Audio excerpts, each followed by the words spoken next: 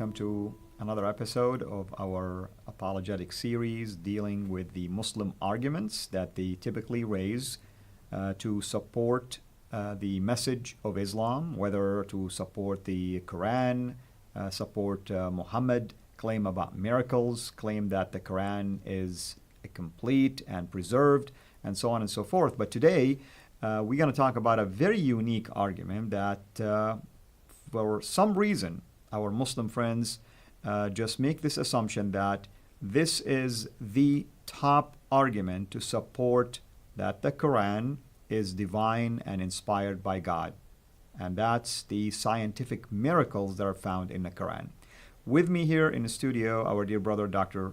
David Wood, who's been really doing an excellent job with us here to try to dissect those arguments and going through the series. And technically speaking, what we have done so far has to do just maybe with introductory information. Lord willing, in the future, we will take it even deeper, and we will take each one of those arguments and basically provide more ways and tools to try to respond to it, especially this particular one that we'll be doing today that has to do with the scientific evidence of the Quran.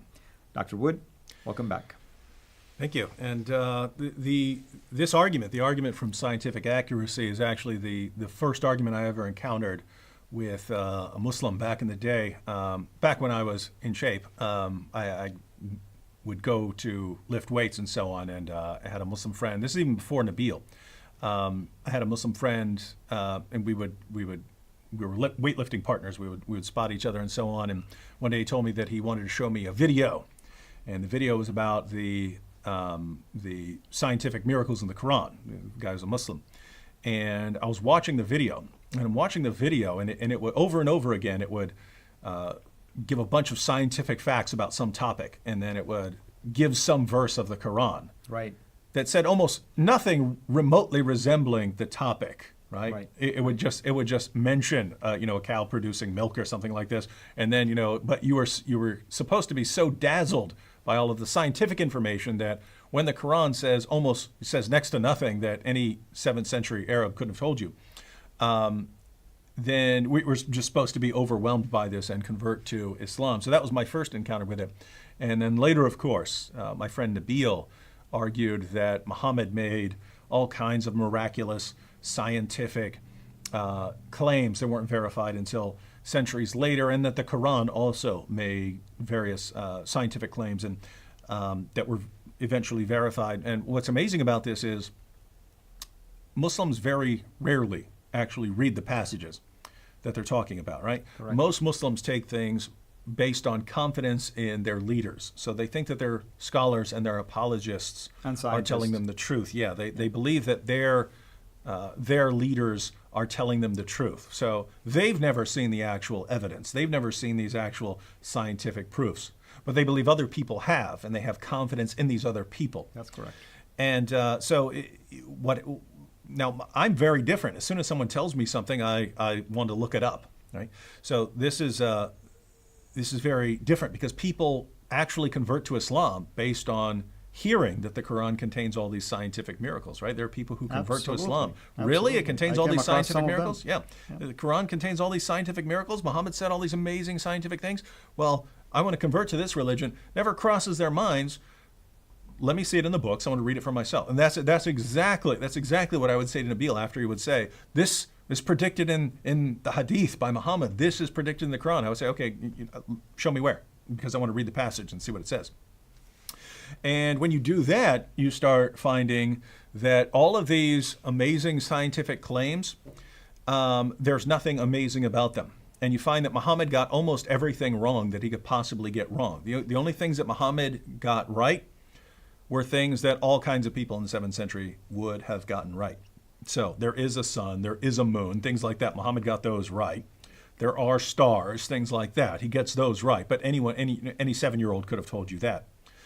When you start looking at actual claims that Muhammad made that we can test scientifically, he gets everything wrong. Whenever he goes beyond what any normal person would have been able to tell you, he gets it wrong. So let's look at some examples. And since I've heard both, I've heard arguments based on the hadiths and arguments based on the Quran. We'll look at some examples from both. So Sahih al-Bukhari number 3320. Muhammad said, the Prophet said, if a housefly falls in the drink of any one of you, he should dip it in the drink, for one of its wings has a disease and the other has the cure for the disease. Now, is that correct? There are Muslims today who will argue that that is actually correct, and they'll argue that there's some sort of scientific evidence. And when I brought this up with Nabil, he argued that, well, if an insect is some sort of carrier of a disease and it's still alive, it must have a resistance, and therefore, but that's not what this is saying, right? This is saying that one wing has the disease. So it's specific. Typhoid, something like that, something that makes you sick. Salmonella, something along those lines. Something that's because flies eat some very nasty stuff and they pick up the diseases of whatever they're going for. They get the bacteria on their legs as they're crawling around on it, and then they go and land in your food, and they just got those bacteria in your food. Now, lots of times your body can handle it. Your body has very good immune system, but sometimes you get sick. That's why people try as hard as they can to keep flies out of kitchens and so on, restaurants, things like that. So Muhammad's claim is that one wing of the fly has the disease, so typhoid again, something like that, and the other wing has the cure. Well, guess what? We can test that in a heartbeat, right? We can test, okay, let's get a fly. Let's check this. One wing should have the disease. The other wing should have the cure. Or even if you want to interpret it, give them a little leeway in interpretation.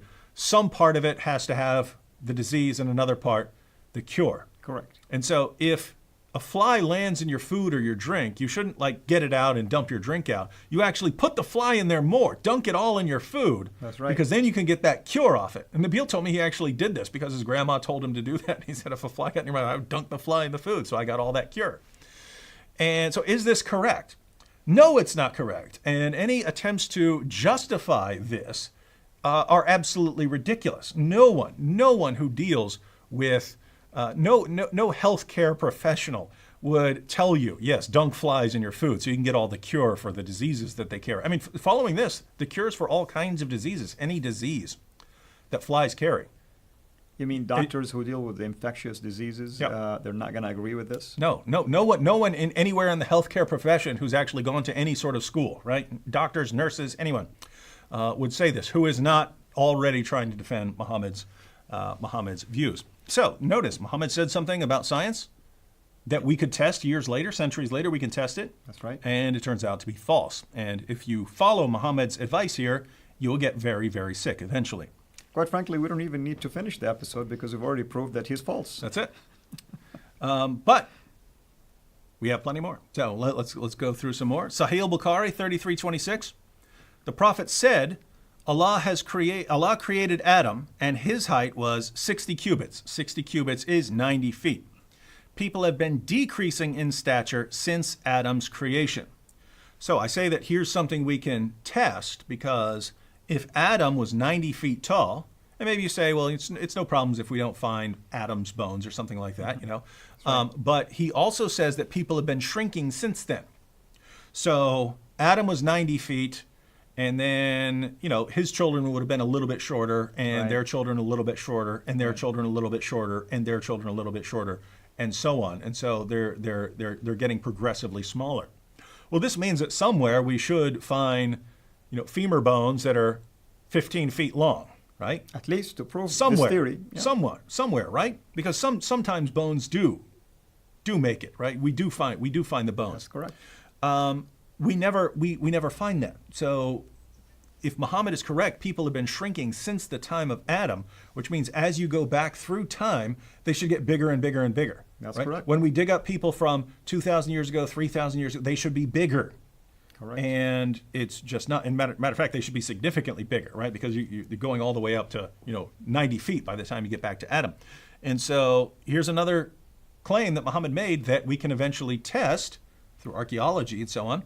And we just find out that the science does not support him. And also, scientists sometimes discover the so-called Homo sapiens, and we know for a fact that their height, if indeed, they're 100,000 years old or more, it's still normal height. Does not confirm this. Exactly. No scientist in the world is going to say, yes, Adam was 90 feet, the first man was 90 feet tall. Exactly. There are other problems like blood circulating and stuff, and something that tall and so on doesn't work at all as a living thing. Sunan Abu Dawud 67, and this one's pretty gross. Sunan Abu Dawud 67. I heard that the people asked the Prophet of Allah, water is brought for you from the well of Buddha. It is a well in which dead dogs, menstrual cloths, and excrement of people are thrown. The Messenger of Allah replied, verily, water is pure and is not defiled by anything. Muhammad, we're bringing you some water for To drink. For whatever. I don't know. They could have been using it for ablutions or something like that. But that's fine. Stick with that, right? That's the best interpretation. Okay. They're using it just for ablutions. They're not drinking this water that has dead animals floating in it, used menstrual cloths, and human waste, right? This is their toilet. This is where they dump their toilet bowls. That's right. And Muhammad, you want us bringing you this water? Muhammad's response, water is pure and is not defiled by anything. Now, is any scientist on the planet going to say that nothing defiles water, that nothing makes water impure? If that's the case, then why are we spending that much money in Africa to help basically villages Yeah, purify water? they could just get the sayings of Muhammad down there and realize that Exactly. water's not made impure by anything, right?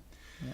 So here again, if you take Muhammad's words seriously, you're going to get sick and die. This is not just, hey, may have been wrong, we don't know. You will die if you follow this guy's teaching. Fortunately, most Muslims don't. They know, they understand better than their prophet did. So they know more than their prophet about science. Why do we even have to cook in boiled water? Well, you don't, because it's not defiled by anything. So you can go get some water straight out of the sewer, and it's good to go. All right, so those are claims from the hadith, and there are many, many more. Those should give you an idea of the various kinds of things Muhammad is saying, that this guy really is saying absurd things that will get you killed if you actually follow them. And these are the sorts of claims that we can actually investigate. Correct. And they turn out to be totally ridiculous. But notice, it's Muslims who are making scientific accuracy the criterion for whether we should believe in him as a prophet. They're offering this, as you pointed out. Many Muslims view this as their main argument. That's correct. And what do we find when we look? Weird stuff.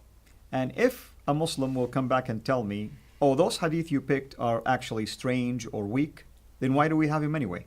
Yeah. So either way, you really cannot escape from this reality. Mm-hmm. And even if you think they're weak, somebody else will argue against your argument. Yep. And but those are the hadiths. So suppose we're dealing with a Muslim who rejects all the hadiths together. The Quran only. Yeah, the Quran only Muslims. So then we'd be stuck with the Quran only. And so there are plenty of passages we could go to in the Quran here as well. We'll look at just a couple of passages. One is the story of Dhul Qarnayn. And what's amazing is Muslims today will say this doesn't refer to Alexander the Great, who in the time of Muhammad was referred to as the man of two horns, right? Alexander the Great is the man of two horns. That's how he's portrayed on coins.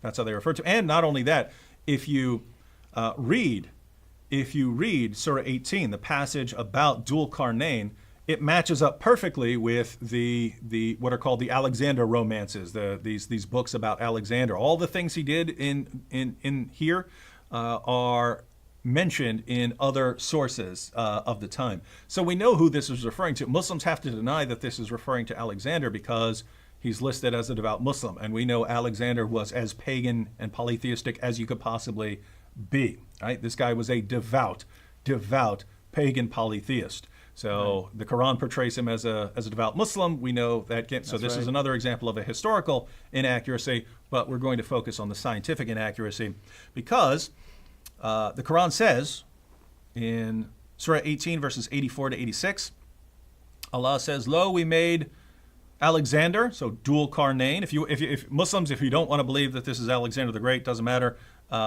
Anyone you want. Lo, so we made Dhul Qarnayn strong in the land and gave him unto everything a road. And he followed a road till when he reached the setting place of the sun, he found it setting in a muddy spring and found a people thereabout. So, one, there is a setting place of the sun. There is actually a place on earth where the sun sets. 2, you can reach it. You can get there. If you go far enough west, you can reach the place of the setting of the sun, the place where the sun sets. And when you get there, you will find the sun setting in a muddy spring. The sun goes down into a muddy spring, and there are people who live there. So that's what the Quran says here. Now, how many of those statements are accurate according to modern science? 1, that there's a setting place of the sun. 2, that you can get there.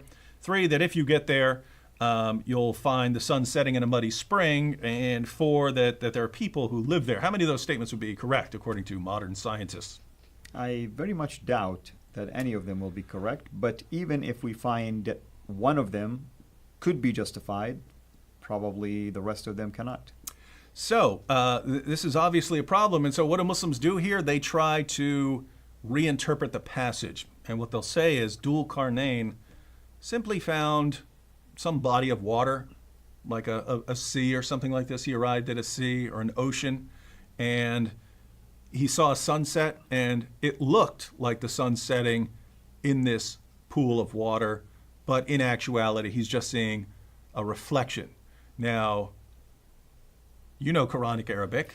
Absolutely. What is this saying? Is this saying something about it just seeming to him be that, like an optical illusion? Not at all. Not at all. In fact, you look at the commentators and they give you multiple opinions, and many of them assert and affirms that this is a muddy spring, muddy water, hot mud. I mean, all of them talk about it. And here's another observation, by the way. We know that Alexander the Great, when he was expanding, he was going east, not going west. So where exactly did he see something like this? Because going east does not at least allow him to reach a place like that. So I'm wondering now, where did Muhammad get this idea from other than a fable that was circulating around his time? Well, for us, there's no question that he got it from a fable, right? The stories are being told. It's an oral culture. They're passing stories around, so he's given stories of the Alexander romance. But here's what's interesting. If we're not talking to a Quran-only Muslim, then we have a Sahih narration in Sunan Abu Dawud. So this is one of the strong, this is classified as Sahih by Muslim Hadith scholars. Right. And he gives a little bit more information that doesn't, he's not talking about Dhul Qarnayn at all. Dhul Qarnayn's not in the story. It's Muhammad telling one of his followers where the sun goes when it sets. That's right. So That's another Sunan Abu problem. Dawud, number 3991, Abu Dar said, I was sitting behind the apostle of Allah, who was riding a donkey while the sun was setting. He asked, do you know where this sets? So this is Muhammad asking one of his followers, hey, the sun's going, you know where the sun's going when it sets? This is a time for Muhammad to impart knowledge to one of his followers, right? This amazing scientific knowledge that only he knows because he's the prophet and it's been revealed to him. That's right. And you hear this, hey, do you know what? Oh my goodness, the prophet's speaking. I get to learn something about the universe that only Allah could reveal. That's right. Let me guess, the answer would have been only Allah and the Prophet knows. He asked, do you know where this sets? I replied, Allah and his apostle know best. Right. So Allah and his apostle know best. He, Muhammad, said, it sets in a spring of warm water. Wow. Nothing about something appearing to Dhul Qarnayn in a certain way, right. and because he saw a reflection or anything. This is not about Dhul Qarnayn. This is Muhammad telling one of his followers where the sun goes. What does Muhammad say? It sets, the sun sets in a spring of warm water. That's right. So we can say that Muslims who try to reinterpret Surah 18, that they're going against their own prophet. That's a general rule in Islam, is that Muhammad is the greatest interpreter of the Quran. If you claim you understand what the Quran means better than Muhammad, you've got a problem. Well, Muhammad clearly believed that the sun sets in a pool, exactly as Surah 18 says. So if you say you know better, you're once again saying you know better than Muhammad about science. And wait a minute, isn't that the basis of the argument, that Muhammad knew things that he couldn't have known?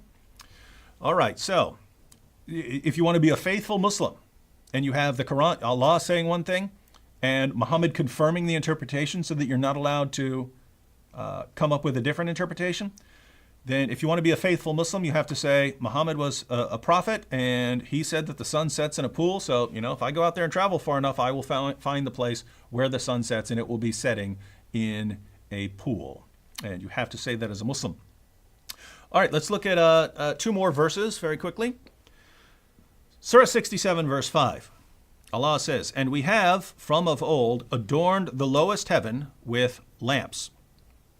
And we have made such lamps as missiles to drive away the evil one, and have prepared for them the penalty of the blazing fire." A similar passage in Surah 37 refers to these lamps as stars. So we know that they're referring to stars here. So we have adorned the lowest heaven with lamps, so with stars. So this is talking about the stars.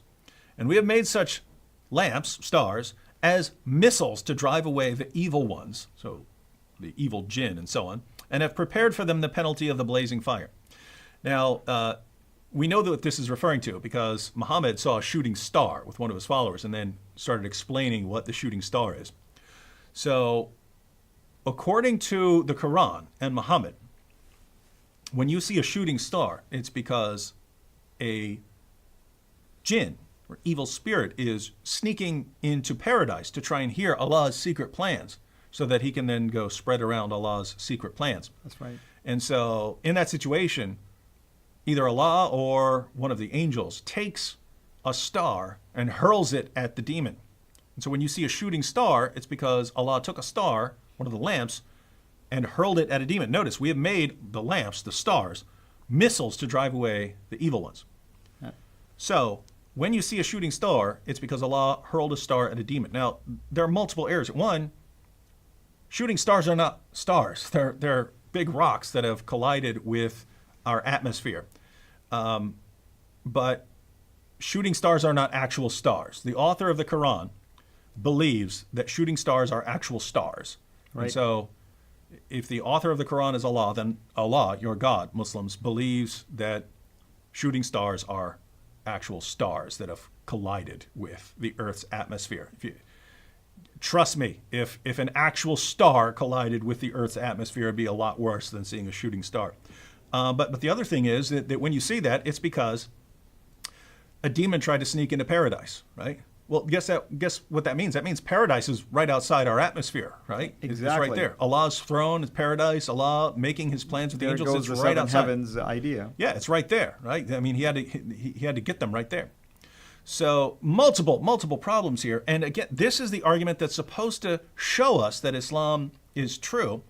Which scientists in the world are going to say, "Oh my goodness, you mean Muhammad 14 centuries ago knew that shooting stars are stars that God hurled at demons to try to keep them from sneaking into paradise and listening to his plan? Oh my goodness, it's Islam must be the truth because we have miraculous scientific confirmation." How many scientists are going to say that? I've never met one. All right, one more, because we looked at Right. Muhammad's view of astronomy. And just let me just give people a quick summary of what we have discussed so far. There are problems just by reading the evidence presented to us. If you can just ask your Muslim friend just to read it for themselves, right there, you can discover problems if they're willing to reason. Yeah, I mean, notice these are obviously false claims. We can understand what these are saying, and what they're saying is obviously false. Correct. And so if Islam stands or falls with its scientific confirmation, then Islam falls, because these are obviously false claims.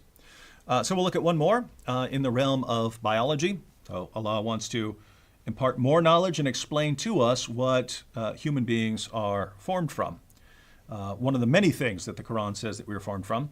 But in Surah 86, verses 6 to 7, Allah says, "Man is created from a drop emitted, proceedings from between the backbone and the ribs." So the drop that we come from. The Muslim sources talk about the semen drop that we're created from, and then it unites with the female semen. Right. That's according to the hadith. The female have semen too, and the two mix together, and whichever one rises to the top, that's the one that decides whether the child will be male or female and so on. Total nonsense according to biology. But right here, just this Quran verse, the drop that's emitted. Now, what he gets right here is that the drop of semen that's emitted does have something to do with babies being born. He gets that right. But again, that's something that anyone would have been able to tell you back then. But he goes on to tell us where it forms. So he's imparting to us some scientific knowledge that we can test. Where does the semen form? Right.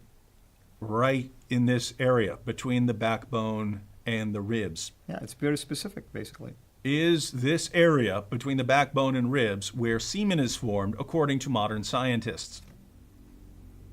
Nope. So, and by the way, again, there are many more examples like this. But when you go through the Muslim sources, if you put them all together in the Hadith and the commentaries and what we find in the Quran, you basically get a picture like this.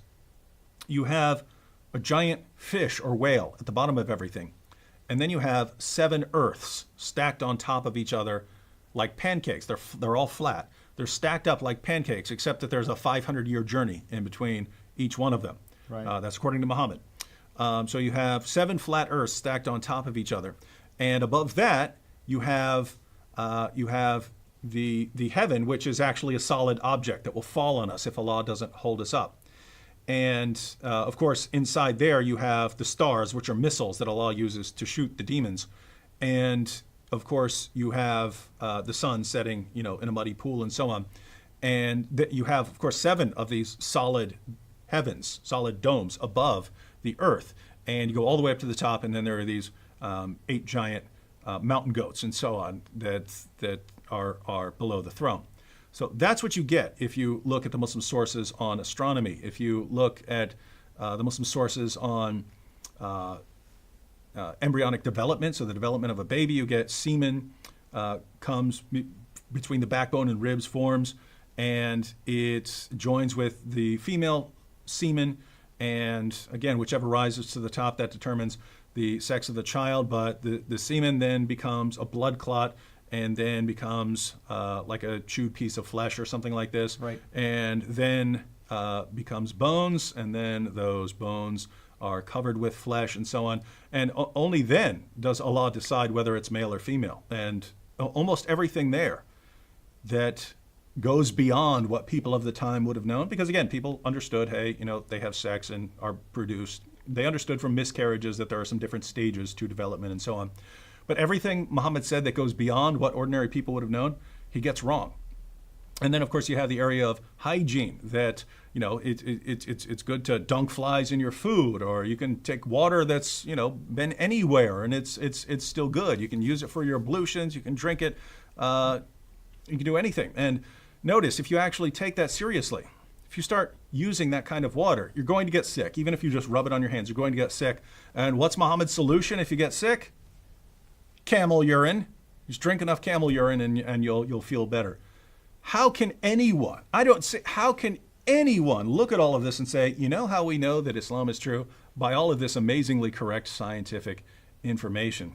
It's amazing, especially today, in our modern days, with modern discoveries, modern science, with everything we know about healthcare, everything we know about astronomy, everything we know from satellite imagery. I mean, it just baffles me that you still find some Muslims passionate about defending all of these things, and especially when they start telling you that these are just metaphorical. Mm-hmm. Since when? Because you read the commentators who were so close to the time of Muhammad, never that they assumed these to be metaphorical in one sense or another. Mm-hmm. And if that's the claim, and Muslims have to claim something like that because there's no way around these passages, then what they're really saying is something like this. We know that Islam is true because of its amazing scientific accuracy, but whenever Muhammad makes a clear scientific statement, whether it's in the Quran or in the Hadith, it's invariably wrong. So reinterpret those. And once you've reinterpreted them, then you can bring them into line with modern science and then, oh, it's a miracle. Well, the miracle there is not the statements of Muhammad. The miracle there is what you might call the miracle of reinterpretation. That's right. Yeah. And I can tell you this, brother, I am so amazed that Muslims always come to the rescue of their God. And sometimes they act like they know even better than their God and their prophet. Well, they do, right? You can take any Muslim off the street and he will know more than Allah and Muhammad did about the universe, about hygiene, about human reproduction, and so on. And that's what I tell them. I say sometimes you should be God or Muhammad and people should follow you, since you obviously know much better than your own God and his messenger. They must be prophets, in which case, once again, Islam is false. Well, brother, thank you so much. It's been an excellent series, and of course, we want to continue this, Lord willing. And once again, we invite our viewers to go to our website, sirainternational.com, to watch this particular series, and of course, any previous videos and future videos as well. And when it comes to our dear brother here, you can go to his YouTube channel, Act 17 Apologetics. And of course, watch out for our announcement that we will be doing in our Facebook pages. And certainly we'll keep you posted on any future plans. Until we meet again, have a blessed day.